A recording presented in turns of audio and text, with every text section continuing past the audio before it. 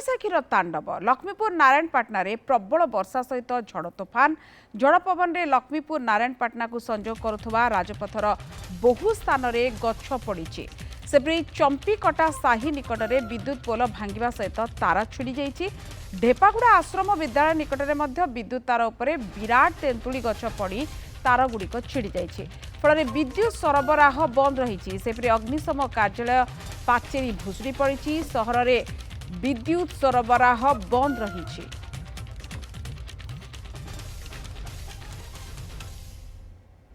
Online रे अच्छे आम नारायणपाटना प्रतिनिधि पी गोविंद राजू सुबुद्धि।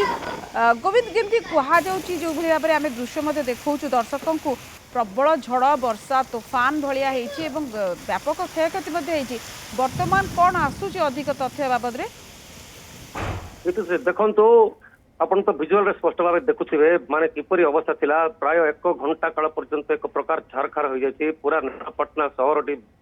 संपूर्ण बेहाल हो जाए कहले चले। अनेक स्थान में पोल गुड़ाक भांगी जाइए लखीमपुर नारायणपाटना को संजोग करुवा राज्य राजपथर अनेक स्थान में गछ पड़ी रास्ता अवरोध होता कि अग्निशम विभाग लोके मिसी से गुड़ाक हटाई स्वाभाविक कर ढेपागुड़ा निकटर हाईस्कूल ढेपागुड़ा सेवाश्रम हाईस्कूल और ता सहित अंचलपुर पड़ापदर विभिन्न गाँव को संजोग करुवा रास्ता विद्युत तार गुड़िक गछ पड़ी तार छिड़ी जाइए अनेक स्थान में पोल गुड़ाक भुशुड़ी पोल गुड़ाक भांगी जाइए जहाँफल वर्तमान सुधा वर्तमान भी संपूर्ण अंधकार होती नारायणपाटना ब्लॉक की तत्सहित से भी लगी अग्निशम विभाग विद्युत विभाग कर्मचारी मन भी सहयोग करने लगी किंतु झिपिझिपि वर्षा बाधा सृष्टि कर वर्तमान भी समग्र सहरटी अंधार होकर रही समग्र अंचल कहले समग्र ब्लॉक टी अंधार होकर रही जहाँफल कि पूरा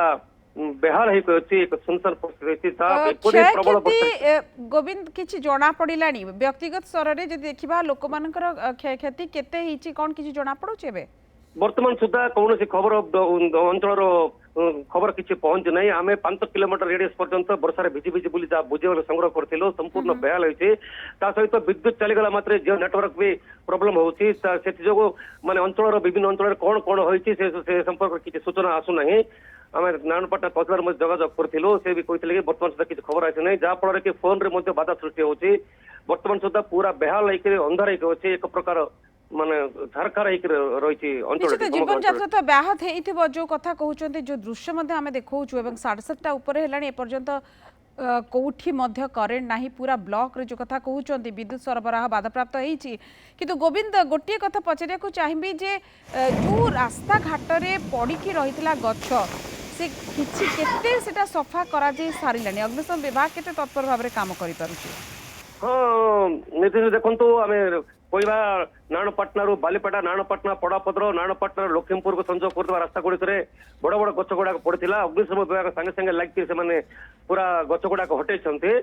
गमनागमन किंतु स्वाभाविक अच्छे किंतु संपूर्ण अंधकार होती बिजुली ना